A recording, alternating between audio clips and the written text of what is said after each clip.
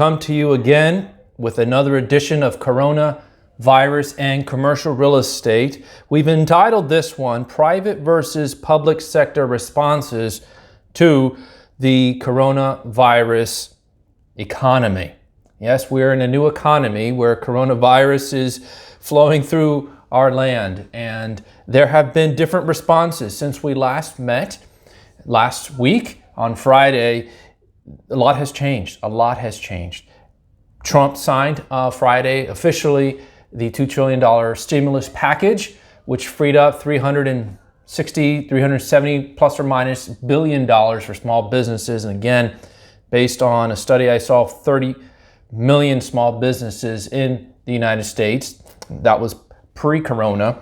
That frees up nearly $12,000 per small business, but reality is to free up microloans for small businesses to sustain themselves throughout this time. Now, we are going to post separately, perhaps through the Don't Sign the Lease podcast, a breakdown of exactly what the CARES Act is and how that impacts your business and what's available in resources. There's a lot of good content already out there on the internet, but we will try to join in and break that down for our audience.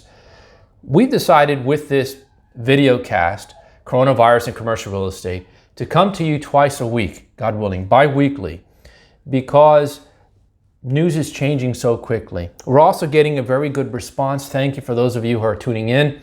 We asked a lot of you last time to join us for over 45 minutes.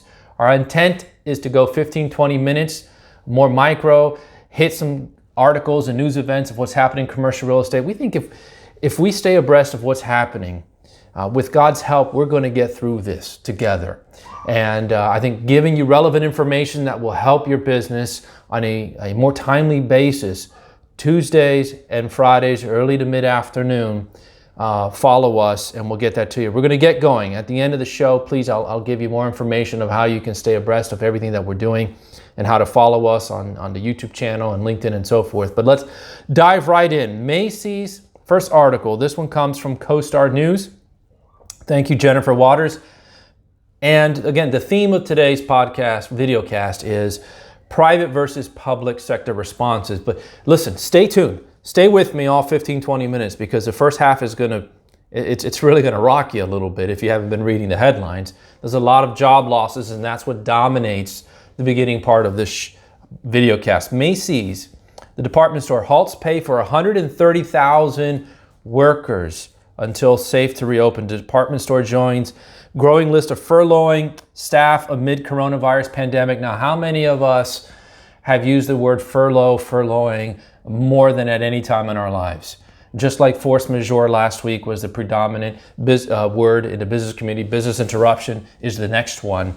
Furloughing is a new vocabulary that's coming out of the coronavirus. But Macys says about 130,000 employees nationwide will stop getting paychecks as the coronavirus pandemic extracts a heavy toll at a department store, as well as many of its competitors. Now, a company spokesperson said, all of our stores have been closed since March 18th. It's now March 31st, and will remain closed until we have a clear line of sight of when it is safe to reopen. Macys, like Apple, Nike, Nordstrom, Neiman Marcus, and Saks Fifth Avenue, closed all 839 of its stores in mid-March in the nation, tussled with the swelling outbreak of COVID-19. Let me add some commentary, and I've been talking to some clients about this, and even some property owner clients.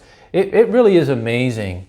We went through an economic crisis 11 or 12 years ago. A lot of us were in the business community during that time. Have we learned our lesson?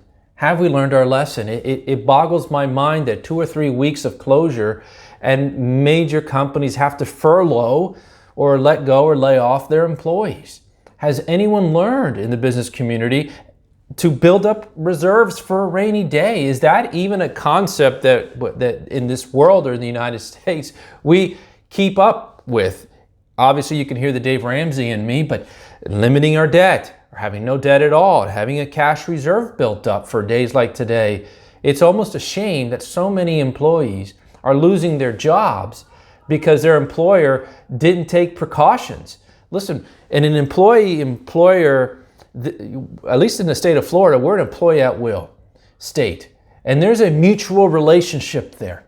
When an employer brings on an employee, really what we're looking for is at least a commitment of 3 years, 1 year minimum.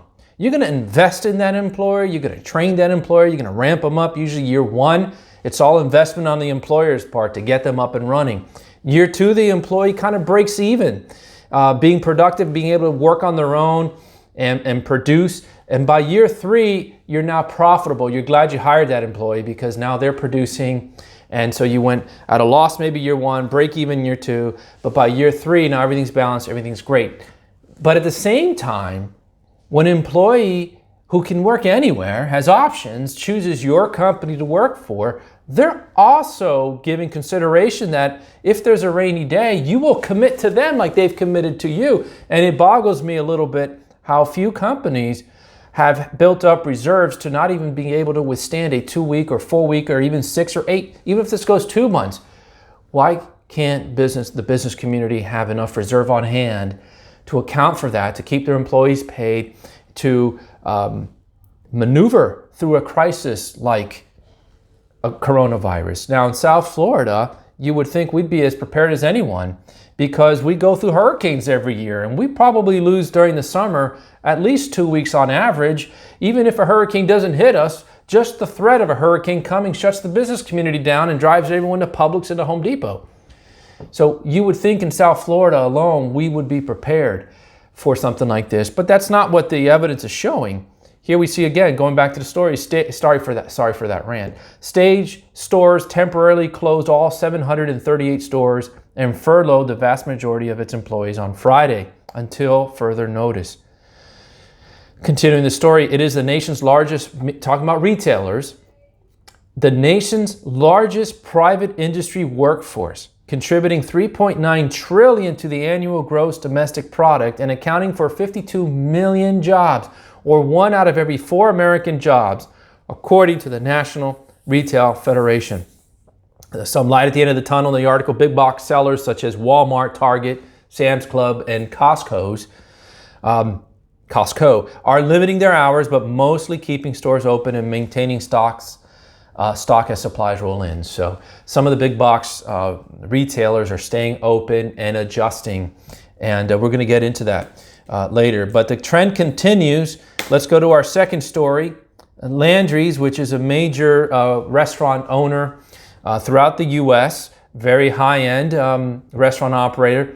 Landrys exec speaks on very painful furloughs while attempting to keep restaurants running. This again is from CoStar News and from Marissa Luck. Sales executive Nikki Keenan: we are working 4 times as hard to keep 1/10 of the business. Did you hear that quote? We're working 4 times as hard to keep 1/10 of the business. So Landry furloughed about 40,000 employees nationwide, according to Nikki Keenan, Senior Vice President of Sales for Landrys, Inc. Landrys provides a good look into the struggles faced by eateries across the country, reading from the article, because of its own 600 high-end and casual restaurants globally, including well-known concepts such as Mastro's Restaurants, Morton's Steakhouse, Del Frisco's Double Edge Steakhouse, Vic and Anthony's, Bubba Gump Shrimp Company, and Rainforest Cafe. Also owns Golden Nugget Hotel and Casino brands in Las Vegas, and Laughlin, Nevada, Atlantic City, New Jersey, Biloxi, Mississippi, and Lake Charles, Louisiana. 40,000 folks out of work.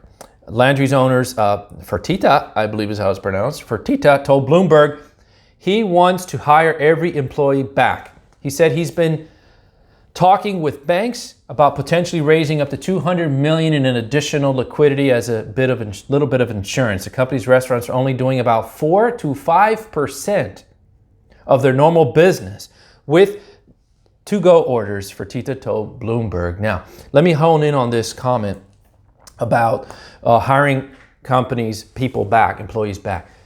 God willing, we'll be through this. Right now, the plan is, the president just announced that he's going to continue the same precautions until April 30th. It was thought to be April 12th. Now it's April 30th. That's a full month away.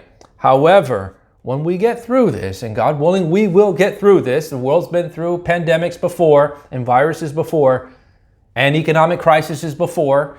Those of us, again, from 9/11 who were in the business community or even the Great Recession, this feels a lot the same. We've been through this before. When we get through this, I am predicting, I'm not a scientist, I'm not an economist, but it's just my thoughts, my insight, that we are going to just ramp right back up in many cases. Why? I cannot wait to take my wife out to a restaurant and have a date night with my wife. My kids can't wait to go back to the mall and to the movie theaters. I think people are going to be so pent up, homebound, that as soon as we're given the green light, there's going to be an immediate rehiring of many of these jobs that have been lost. Probably not all of them, because I think the business community and the retail community, there's going to be some pretty heavy casualties. But those that have survived are going to be turning around and looking for their workers to come back. And God willing, we'll see a massive spike in employment and bring those unemployment rates right down. So we're just waiting. I think we're just waiting. We're on that starting block line. Those of you who ran track or know about track, unfortunately we don't have Olympics to look to it this summer, but we're just waiting to hear the gun go off. We're waiting even yet to hear the ready, set, go. We haven't got there yet. We're kind of still stretching, waiting on the sidelines, trying to stay warm.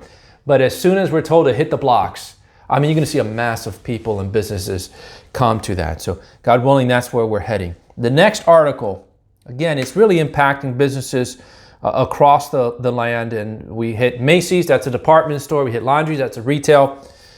That's a restaurant. Now Notell, which is in New Jersey, the largest competitor to WeWork, or New York, the largest competitor to WeWork. Flex office provider Notell lays off half of its 400 employee workforce, so 200 people. This again comes from co-star Randall Drummer, co-star News. Chief executive said, "We will be there when business resumes for business." Cutting its workforce by roughly half due to the coronavirus pandemic that has halted most business activity in New York City, San Francisco, Los Angeles, and other key cities where Notell operates. Now, according to the Notell chief executive, Amal Sarva, he said this in a statement: "Business as usual is over. The global pandemic and its inevitable economic consequences will be dramatic. In light of the global health crisis, it is an unprecedented impact, and its unprecedented impact on the commercial real estate industry. Notell has made a difficult decision to restructure our internal teams to focus on business continuity for our customers." The New York-based Notell, the second largest office flex provider, co-work provider in the Big Apple, after WeWork was making adjustments to its business before the pandemic sent people home. It subleased nearly 83,000 square foot building in San Francisco's South Beach area in January with the intention of actively growing its pipeline to meet demand in 2020, even as it sheds 24 employees at 2 New York offices earlier this month. I want to end, this article ends with a few quotes again from Mr. Sarva. "We will be there when business resumes their business, and we know that workplace will never be the same." Notell said it has revised down their forecast, but expects to report profits this year and resume its growth in 2021. "We are hard at work on creating a post-virus office." Now, again, I believe that the co-work will survive. I think there will be a couple of WeWork casualties in the coronavirus crisis that we're in. But Notell has been doing things well. There's others more regionalized like Quest, Pipeline, and so forth, Regis, Spaces, Industrious that are much larger.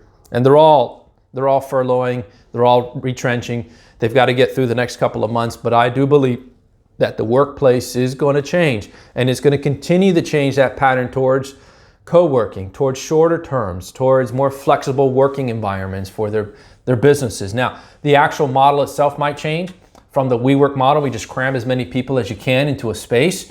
I toured one recently, or late last year, and I won't mention the publicly traded company that's in entertainment, but they closed down a massive office in our community and crammed 30 people into a box, maybe double the size of my home office. I think that's over. I think the business community is going to look at that and say that is not a safe environment for our workers. However, I still think the co-working, the short-term and flexible terms, is a model that works. So I would double down, as I've said in the past, on co-working. So Notell laying off half of its workers.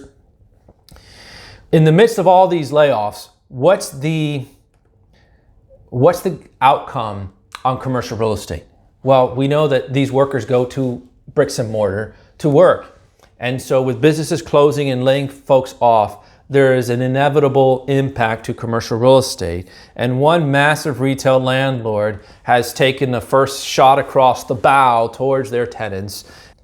And the U.S. mall owner, Tabmon, is telling its tenants they must pay rent amidst the coronavirus pandemic. This comes from CNBC News from today. It says that it still has its own obligations to meet, such as paying lenders on mortgages and paying for utilities. So we'll dig into this article, but here we go. The hot potato we talked about at the last video cast.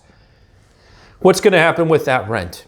Some tenants are going to pay, some are not going to be able to pay, but then you pass the stress level to the landlord, and they've got debt to pay, lenders and financial partners, and commercial mortgage-backed securities to pay, and those guys also have rolled it up and have to go forward. So that hot potato keeps passing.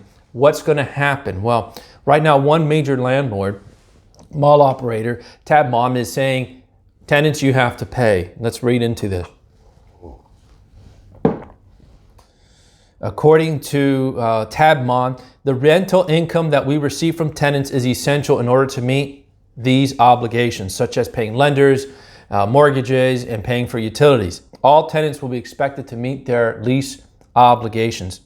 Notably, earlier this week, restaurant chain The Cheesecake Factory said it will not be paying rent in April as its shops remain shut to the public because of COVID-19. Cheesecake Factory has 294 locations across North America, many of which are enclosed in shopping malls.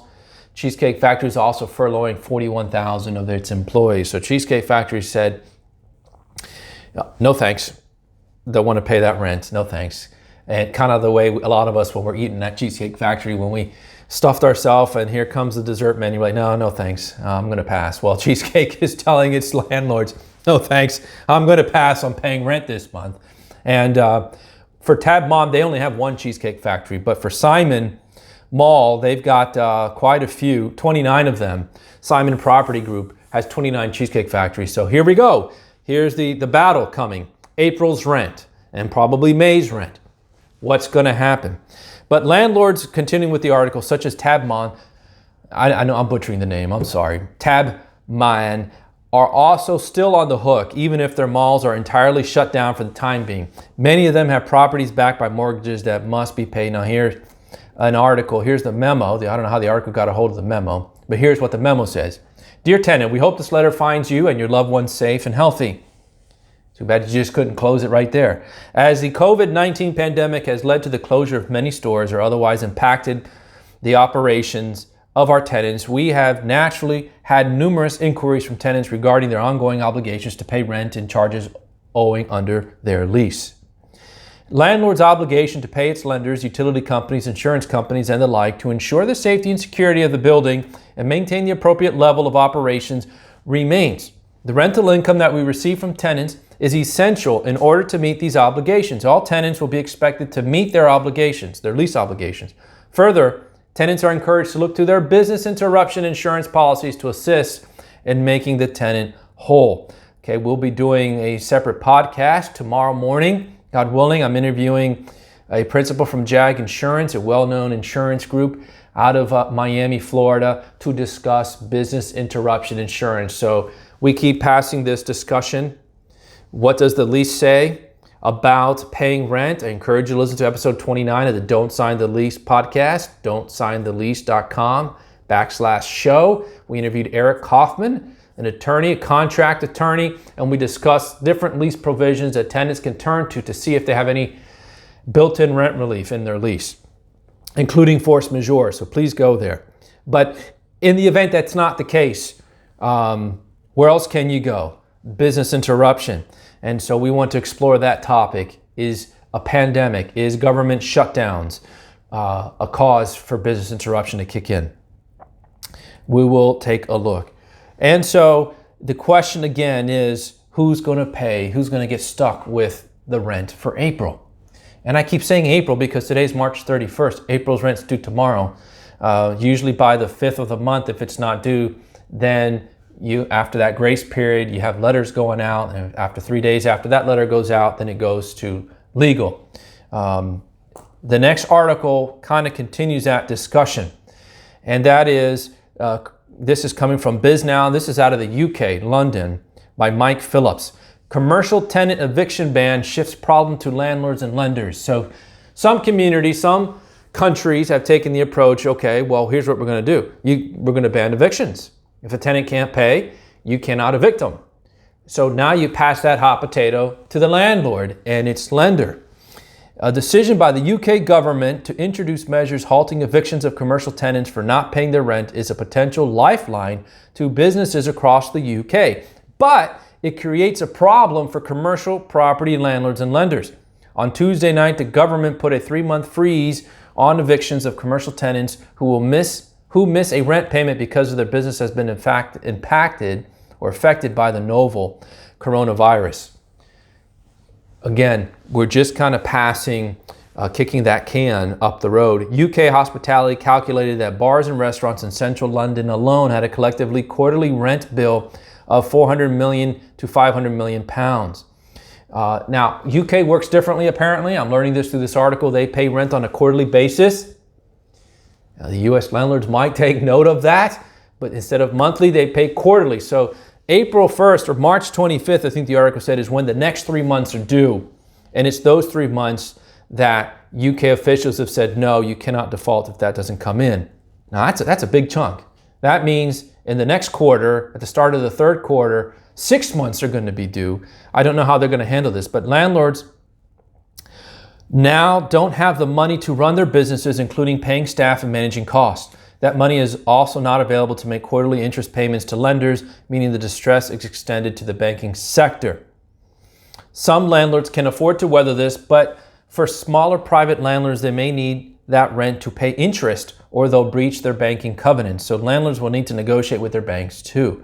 In the US, veteran investor Tom Barrack, from Colony Capital, we discussed him last week, warned that a sharp drop in rental payments from commercial tenants could put a huge stress on the banking sector. Again, there's no easy answers here. Tenants, landlords, and lenders are all going to have to work through the next 2 or 3 months together in good faith to get through this. And again, God willing, this is a 2 or 3 month dilemma that will immediately turn around as soon as we get that green light, the coast is clear, everything is clean, and we're moving on, should that be the case. But if a tenant just decides, I'm not paying the rent, and a landlord can't move on that, what happens? Well, is the tenant going to be any better off next month if the landlord cannot provide services? Sorry, couldn't pay the electric bill, the water bill, the cleaning bill, couldn't pay the property management fees, couldn't pay the real estate taxes that were due March 31st. What happens if the landlord goes into default on his loan and then the lenders step in and default and take back the property? Listen, these are all discussions. And these are discussions that I've actually covered in a past podcast. I'll probably resurface that because most tenants don't realize this. You need to look into a provision in your lease, the subordination clause. If you don't have a standard non-disturbance agreement, which states if a lender takes over a property, they will not disturb your lease. They must honor your lease terms. If you do not have that, folks, landlords are not required by, are not required by law to agree to your lease. They can come in and cancel everybody's leases. If you're a month or two behind, they could determine to negotiate with you. They can determine to negotiate new terms with you, or they can ask you to leave because they're not subordinate to your lease unless you have a non-disturbance agreement. Most large tenants and most brokers who represent large tenants know to ask for this, and they receive it. The majority of tenants, at least in our South Florida market, are between 2 to 3, 4, 5,000 square feet, and typically that's under the threshold of those who would receive or can demand a non-disturbance agreement. So there's no easy answers here. If you stop paying rent and the landlord goes into default, the lender takes over, well, now you have the lender to deal with, except you're maybe in a worse position because the lender's not obliged to your lease as the landlord is. I don't know if that made sense, but please Get good resources. There's good stuff online. Don'tSignTheLease.com. I think that was the first podcast episode. I interviewed attorney Jeff Roth, and we discussed that specific topic. So educate yourself. Finishing off this article, in that sense, all eyes in the real estate and banking industry will be on whether measures are introduced to help support property owners who have seen their rent revenue drop. Property owners are similarly faced with the impacts of coronavirus on their own businesses and will need further support. For example, to meet their obligations to the lenders and to the savers and pensioners who rely on the income they generate, if they're going to help as many businesses as possible come through the next few weeks. British Property Federation Chief Executive Melanie Leach. That's another interesting question. A lot of the institutional grade owned buildings, you see these massive towers on Brickell, downtown, Palm Beach, New York City, Manhattan, Atlanta, wherever you might see them. 50-story buildings, 40-story buildings are usually owned by either REITs, either owned by pension funds or insurance companies. And we certainly have our fair share in South Florida. So they rely on the returns, the 8, 10%, 12% returns coming out of the cash flow of the rents from these buildings to pay their pensioners or to cover their insurance obligations. Well, you can see the trickle-down effect if rent is not paid on the economy. And so again, this is a story that's going to continue to develop, and we'll keep an eye on it, God willing, together. The next story I want to turn to, and now we turn to our positive, okay? Now we turn to our positive. So the title of this video cast was Private versus Public Sector. So the public sector has kicked in. Trump offered $2 trillion stimulus package to beef up the economy and try to get us through this. Yet to be seen if that's going to be what we need. Since Friday, we've had so many articles come out still where people are getting laid off and businesses are closing. So the effect of it is yet to be seen. But the public sector, here is a loan program that you can come in during this time. Let's look at now what the private sector is doing. And I think this is where we see light at the end of the tunnel. This is where we see light at the end of the tunnel.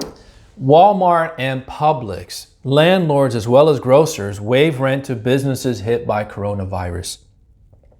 Walmart, and this is from CoStar News by Tony Wilbert and Jennifer Waters.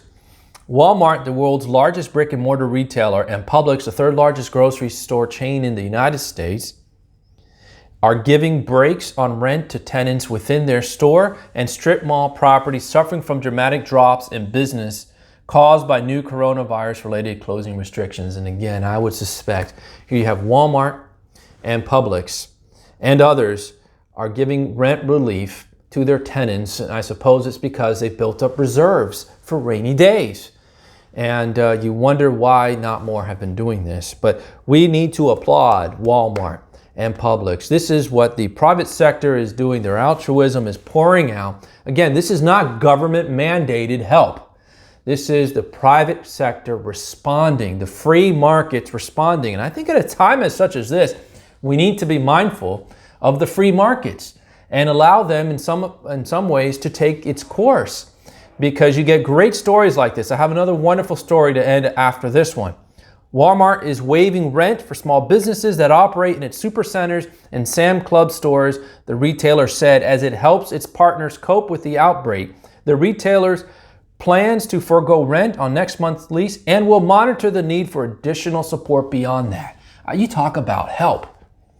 Yes, you can give a business, a barbershop, a $50,000 loan from the government, from SBA. That's the best the government can do.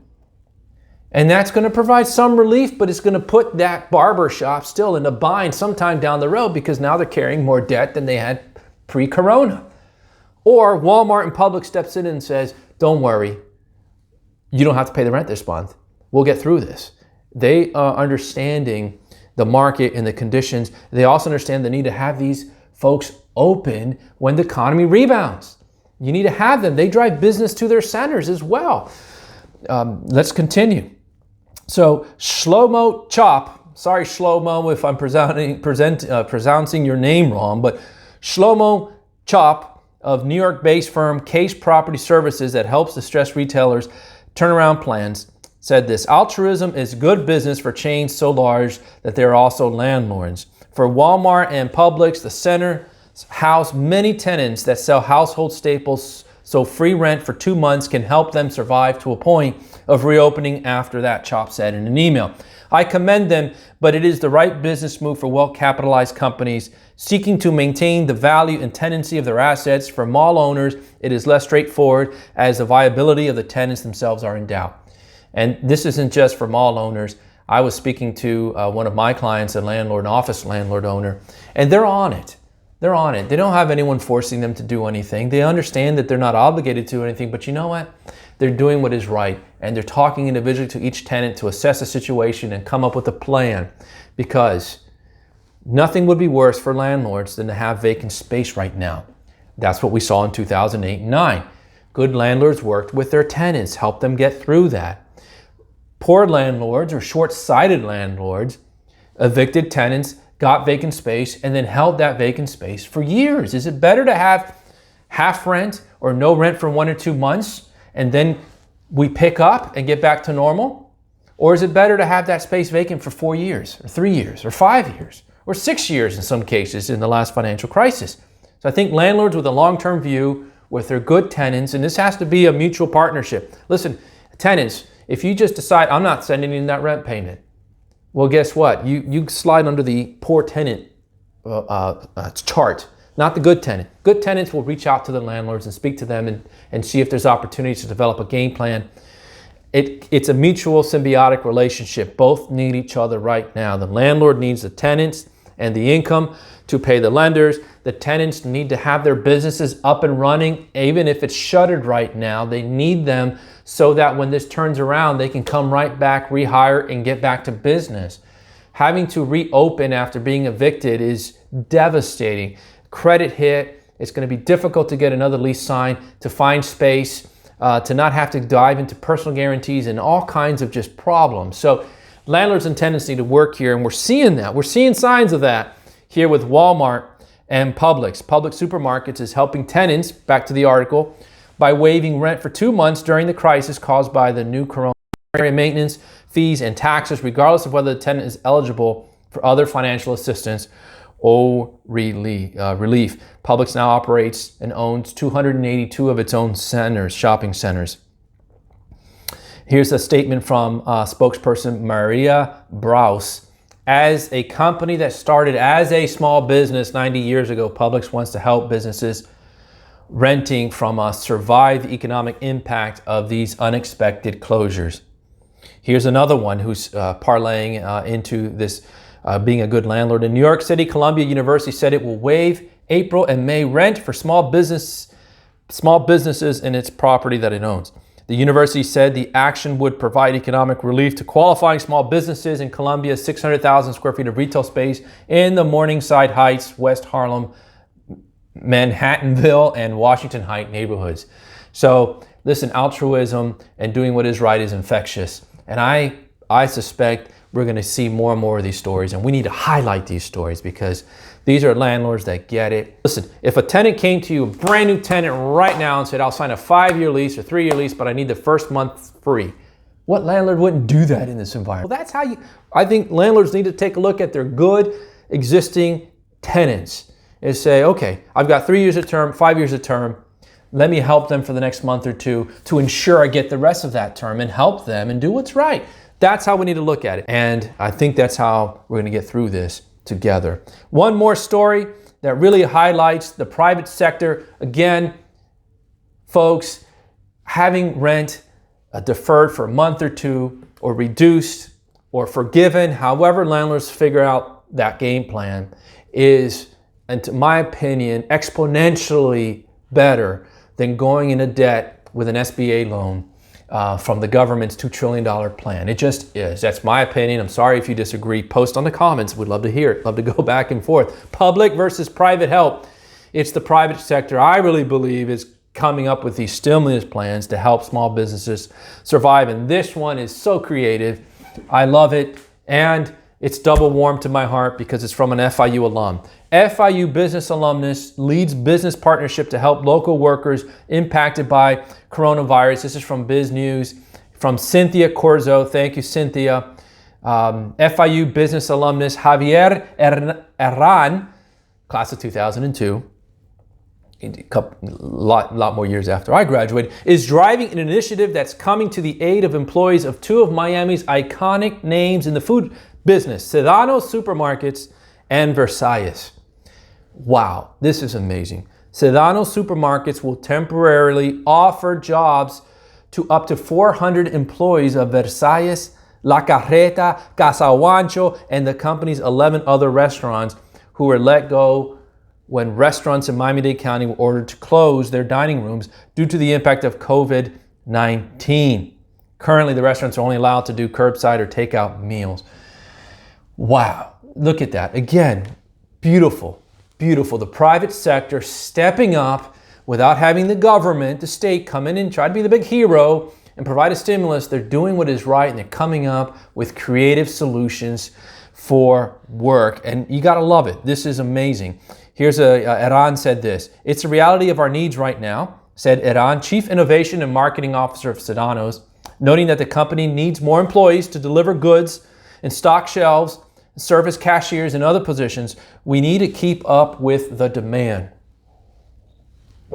So they linked up with Versailles, Casa Juancho, La Carreta, and others and said, we'll keep your employees paid and working until you're ready to get back to normal. It's a perfect supply and demand. Think about it. The demand has diminished in Versailles, in La Carreta, and Casa Juancho, and all these restaurants, but the demand has shot through the roof in Sedano's. And now they have an oversupply of employees and they have an undersupply. So we're seeing this swap bringing perfect equilibrium. Folks, this is microeconomics and macroeconomics 101.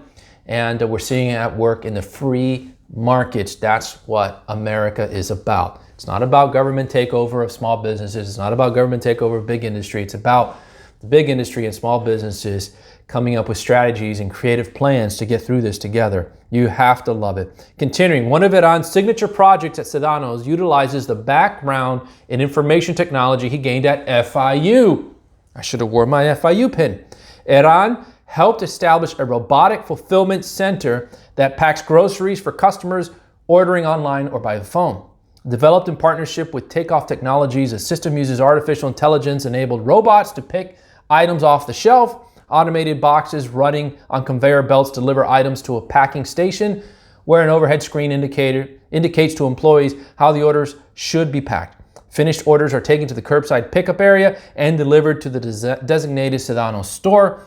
The system is already in place in 15 Sedano stores in Miami-Dade County. So you see, Sedano's is well positioned during this time where they have to invest heavily in pickup and curbside pickup and deliveries. They're ready for it because they plan for it. And again, we need to applaud this efforts by the private sector. So that's gonna be the stories that we highlight. I want to end on those two positive notes: Walmart, Publix, Columbia University, and I suspect others are coming. In fact, maybe as I'm recording this, there's been more articles written of the private sector stepping up, doing what's right, helping their tenants. And Sedano's and Versailles, Casa Juancho, La Carreta. It's going to be cafecito time. And they're going to be, you know what's going to happen? They're going to be the first ones open for business. And where am I going to maybe take my family the first time we're able to leave here? Maybe we'll go to Versailles or La Carreta because I want to applaud what they're doing and I want to enjoy a cafecito with the local community, God willing, when we get through all this. So business community, please continue stepping up, do what's right, get together with each other. Let's solve this. We really don't want and don't need and shouldn't rely on the state to bail us out. We don't want to become a nanny state. We can solve these problems ourselves. We can get through this together with God's help. And I hope that this podcast, this video cast, will be part of those resources. If you enjoy this, we're going to bring this again, Lord willing, on Friday afternoon, early to mid-afternoon. We'll take a look at the last 2 or 3 days articles. We'll highlight those who are doing things right, and we're going to try to get through this together. But the easiest way to keep up to what we're doing is to go to a couple things. Do them all. Do us a favor. Let us know we're doing good things for you. Go to the Blue Box Real Estate YouTube channel. Just Google Blue Box Real Estate. You'll find us. Subscribe. That way you'll know every time a video is posted. And we're planning to do more of these. Second, go to blueboxre.com and subscribe there. Every Monday, our clients are receiving a newsletter of sorts where we summarize all the articles that we've been posting and all the content that we've been creating on one email to our clients so you don't miss anything. Please go on there and subscribe. Thirdly, you can go to LinkedIn, Blue Box Real Estate on LinkedIn. Just search us and follow us. We are getting a growing number of followers, and we're thankful for that. But all these articles that we referenced today, all our LinkedIn followers have already seen them because we've been posting them and covering them there with our insight. We don't just post the article, we try to give some insight to these articles, which I think is important at a time like this. Also, fourthly, what you can do to help us is go to don'tsignthelease.com and subscribe, and that way you'll be kept up to date with every podcast. Now listen, recently we've put out podcasts on Is My Rent Still Due on April 1st? We've produced a podcast on being more productive, how to keep your brand active while working from home, interviewing Smarty Pants Marketing. Very helpful, very tangible lessons learned that I've been employing even through this video. Third, we interviewed Eric Kaufman, attorney, to talk about force majeure and other lease provisions. We're going to have tomorrow, God willing, a podcast come out from the insurance sector. Business interruption. What is it? Can tenants rely on this during this pandemic? We've got more podcasts. We're going to do a podcast breaking down the CARES Act and what's in it and other resources. We're going to podcast on what can tenants do, having conversations with their landlord if they need rent relief. What are some ideas to get creative? There was a great CCIM article we want to outline and bring to you. So we're looking to ramp up the content and bring these videos to you and hopefully be a good voice for you to turn to as we navigate through this. So please do us a favor and subscribe and follow wherever you can and share us with others. Before we close, we always want to end in a positive note. And times like these are times where we really need to turn back to God, to the Lord, for help. We need to be humble, and we need to go to Him in times like this and help. And the Bible, here's mine, the Bible most of us have. You can go to your phone and download a Bible app for free. So no excuses, and get comfort from God's Word and turn to Him. This is where we need to go to find answers. I want to read Psalm 46. Psalm 46 is one of my favorite Psalms. And we'll read the first few verses 1 through 5. To the choir master of the sons of Korah, according to Alamoth, a song. And it says this: God is our refuge and strength, a very present help in trouble. Therefore we will not fear, though the earth gives way, and though the mountains be removed into the heart of the sea. Though its waters roar and foam, though the mountains tremble at its swelling. Selah, or Selah. There is a river whose streams make glad the city of God, the holy habitation of the Most High. God is in the midst of her. She shall not be moved. God will help her when morning dawns.